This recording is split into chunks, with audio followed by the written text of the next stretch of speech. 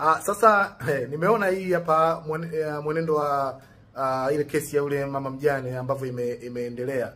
Kwa kweli kabisa tume ambayo iliundwa imefanya kazi yake kwa weledi kabisa. Kwa kweli mimi binafsi nampongeza Mheshimiwa Mkuu wa Mkoa kwa sababu kuna kesi nyingi za design hii ambazo watu wengi sana wanadhulumiwa nyumba na fedha ama viwanja alafu wanakosa haki.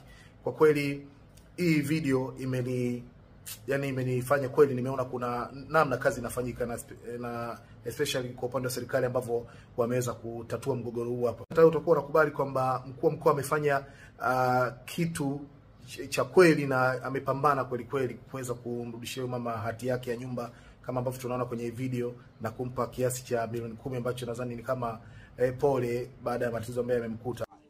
Asante sana. Mungu akubariki. Haya. Kazi njema.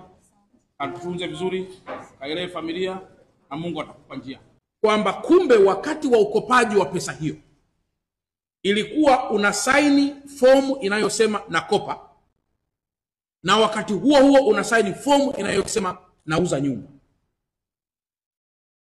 Lakini kisheria tunaangalia ilikuwa ni mkopo au ilikuwa ni uuzwaji wa nyumba. Kwa kuna mazingira ya pasi na shaka ya unyang'anyi yaliyotumika kunyang'anya nyumba ya Bi Alice.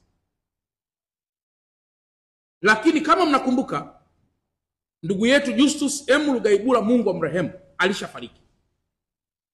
Na kwa mantiki hiyo msimamizi wa mirathi kwa sasa anaitwa Bi Alice Nyamwiza Pasco Haule, msimamizi wa mirathi. Kwa lugha nyepesi ni kwamba ingelikuwa katika sheria za kawaida hati hii ingehama kutoka kwa ndugu Mohamed Mustafa Yusufali kurudi tena kwa Justus M. Lugaibula. Umenielewa? Lakini kwa sababu Lugaibula amefariki, hati inarudi kwenye jina la msimamizi wa mirathi. Nieleweke hapa kwamba Bi Alice anaonekana kwenye hati hii sio kama mmiliki bali kama msimamizi wa mirathi. Inaweza ikatokea mzee Justus Lugaibula marehemu inaweza kutokea kuwa alikuwa na watoto kwa mama Alice, alikuwa na watoto nje ya mama Alice.